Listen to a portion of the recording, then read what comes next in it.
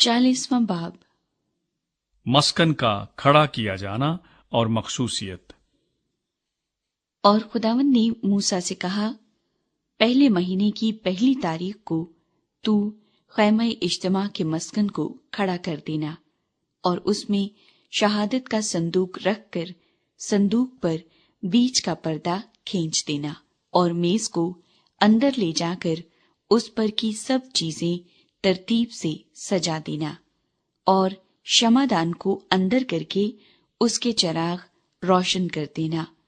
اور بخور جلانے کی زرعی قربان گاہ کو شہادت کے صندوق کے سامنے رکھنا، اور مسکن کے دروازے کا پردہ لگا دینا، اور سوختنی قربانی کا مذبح خیمہ اجتماع کے مسکن کے دروازے کے سامنے رکھنا،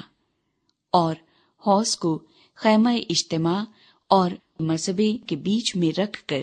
اس میں پانی بھر دینا، اور صحن کو چاروں طرف سے گھیر کر صحن کے دروازے میں پردہ لٹکا دینا،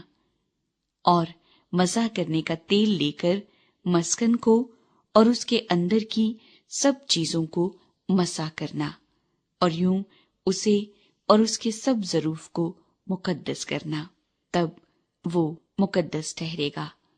اور تو سوختنی قربانی کے مذبح اور اس کے سب ظروف کو مسح کر کے مذبح کو مقدس کرنا، اور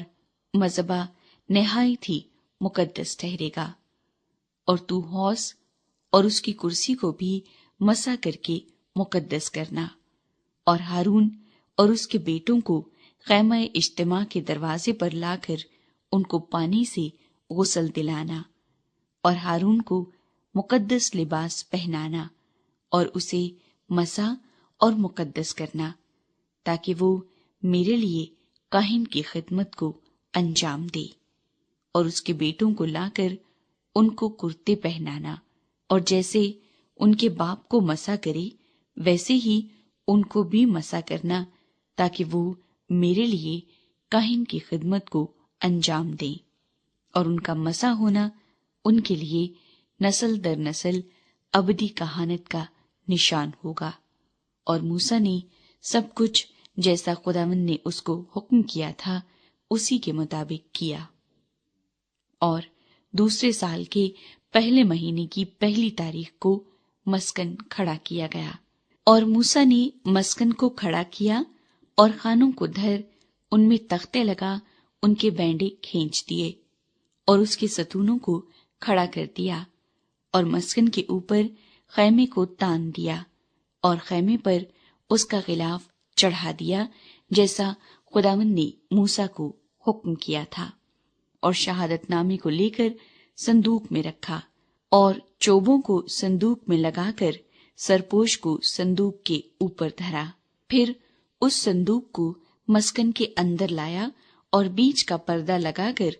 شہادت کے صندوق کو پردے کے اندر کیا،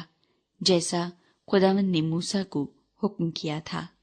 اور میز کو اس پردے کے باہر مسکن کی شمالی سمت میں خیمہ اجتماع کے اندر رکھا، اور اس پر خداوند کے روبرو روٹی سجا کر رکھی، جیسا خداوند نے موسیٰ کو حکم کیا تھا، اور خیمہ اجتماع کے اندر ہی میز کے سامنے مسکن کی جنوبی سمت میں شمعدان کو رکھا، اور چراغ خداوند کے روبرو روشن کر دیے جیسا خداوند نے موسیٰ کو حکم کیا تھا، اور زرعی قربان گاہ کو خیمہ اجتماع کے اندر پردے کے سامنے رکھا،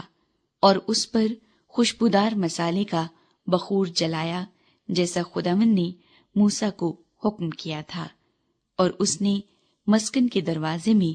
پردہ لگایا، اور خیمہ اجتماع کے مسکن کے دروازے پر سوختنی قربانی کا مذبح رکھ کر اس پر سوختنی قربانی اور نذر کی قربانی چڑھائی جیسا خداوند نے موسیٰ کو حکم کیا تھا، اور اس نے حوض کو خیمہ اجتماع اور مذبح کے بیچ میں رکھ کر اس میں دھونے کے لیے پانی بھر دیا، اور موسیٰ اور ہارون اور اس کے بیٹوں نے اپنے اپنے ہاتھ پاؤں اس میں دھوئے۔ جب جب وہ خیمہ اجتماع کے اندر داخل ہوتے اور جب جب وہ مذبے کے نزدیک جاتے تو اپنے آپ کو دھو کر جاتے تھے، جیسا خداوند نے موسیٰ کو حکم کیا تھا۔ اور اس نے مسکن اور مذبے کے گرد گرد صحن کو گھیر کر صحن کے دروازے کا پردہ ڈال دیا۔ یوں موسیٰ نے اس کام کو ختم کیا۔ مسکن کے اوپر بادل کا چھا جانا۔ تب خیمہ اجتماع پر ابر چھا گیا اور مسکن خداوند کے جلال سے معمور ہو گیا، اور موسیٰ خیمہ اجتماع میں داخل نہ ہو سکا، کیونکہ وہ ابر اس پر ٹھہرا ہوا تھا اور مسکن خداوند کے جلال سے معمور تھا۔ اور بنی اسرائیل کے سارے سفر میں یہ ہوتا رہا کہ جب وہ ابر مسکن کے اوپر سے اٹھ جاتا تو وہ آگے بڑھتے، پر اگر وہ ابر نہ اٹھتا تو وہ اس دن تک سفر نہیں کرتے تھے جب تک وہ اٹھ نہ جاتا، کیونکہ خداوند کا ابر اسرائیل کے سارے گھرانے کے سامنے اور ان کے سارے سفر میں دن کے وقت تو مسکن کے اوپر ٹھہرا رہتا اور رات کو اس میں آگ رہتی تھی۔